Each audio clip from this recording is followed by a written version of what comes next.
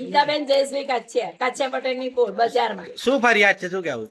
ફરિયાદ એ છે અમે બે ભાજપના કાર્યકર્તા હોવા છતાં કોઈ ભાજપનું આવ્યું નથી. આખી આ કાછિયાવાડ ભાજપની જ છે. વોટે ભાજપના આપે પણ તોય કોઈ જોવા નથી આવ્યું.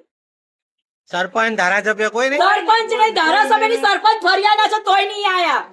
ફરિયાના સરપંચ છે, પાછળ જ રહે છે, તોય નહીં આયા હજુ જોવા.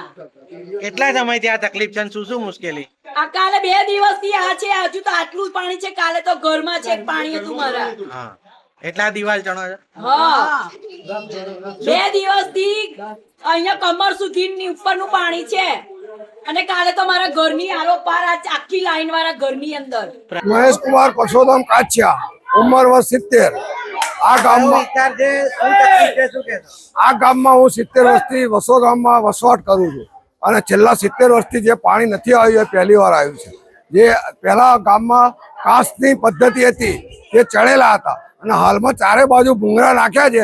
એ ચોકઅપ થવાથી અમારી કાછિયાવાડમાં છેલ્લા 4 દિવસથી ઊંઘ ના આવે એવું પાણી લોકોના ઘરમાં પેસી ગયેલું છે. એટલે માનનીય મુખ્યમંત્રી સાહેબ આ ભૂંગળા કાઢી અને કાચની જૂની પદ્ધતિ હતી એ અપનાવો, જેથી કરીને પ્રજાને સુખાકારી મળે. એ અમારી નમ્ર વિનંતી છે. વસોના દરેક વિસ્તારમાં પાણી છે, દરેક વિસ્તારમાં કોઈ જગ્યાએ બાકી નહીં. ભરવાનું, દવાખાનું, નગરી, બજારની કાછિયાવાડ, પછી રાકેશભાઈ રાવના ઘરની આજુબાજુ, ખારી કોઈ, હાઈસ્કૂલ, કોટી પીપર, બધે પાણી છે. મોચીવાડમાં પણ પાણી છે. એટલે ખાસ સાફ કરાવવાની જગ્યા કરાવો અને આ ભૂંગળા કઢાવડાવો. ભૂંગળા ખાસ કઢાવડાવો જેથી કરીને અનુકૂળ આવે. ખૂબ જ ખરાબ સ્થિતિ છે, જેથી કરીને અમે અત્યારે હાલમાં અમે પોતાના ધંધા બેરોજગાર જેવું કામ થઈ ગયું છે. જેથી કરીને પાણી એટલું ભરાયું છે કે એનો કોઈ નિકાલ નથી. જે કામ પંચાયતે જોવાનું હતું, આગળ ખુલ્લા કાંસ રાખવાના હતા, એની જગ્યાએ પાણીની અંદર ભૂંગળા નાખ્યા કે જેથી કરીને પાણી જતું જ નથી. અમારે અપીલ એ છે કે ખુલ્લા કાંસ રાખો જેથી કરીને પાણીનો નિકાલ થાય અને અમારી અહીંયા આગળ તંત્ર જોવા આવે, દેખરેખ કરે. મારી દુકાન બી અંદર એટલું પાણી છે. અમે આગળ અગાઉ કેટલી વાર આ વાત કરેલી છે પણ કોઈ એનો નિકાલ લાવતા નથી. તો અમારે નમ્ર વિનંતી છે કે આનો જલ્દીથી જલ્દી નિકાલ લાવે.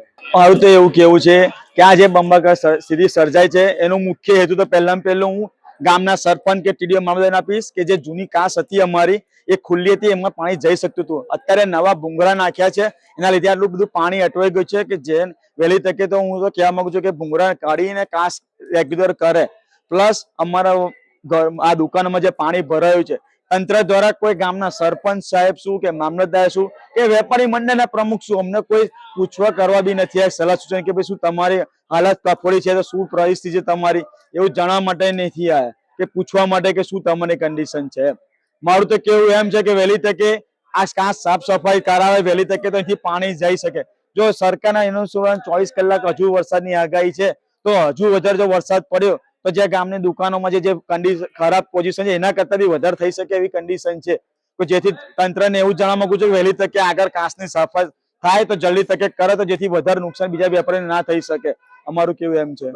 My school is one such future ready school where I understand each and every concept taught in the class and don't rote learn, where teachers don't just use books and blackboard to teach but use new ways of teaching and learning like audiovisual learning, activity based learning and group activities which enhances my conceptual understanding. My school also teaches coding, which is an important 21st century skill. Not just that, I get an opportunity to showcase my skill on a national platform. And with all this, I acquire important skills that make me future ready and confident. Would you also like to know where is my future ready school?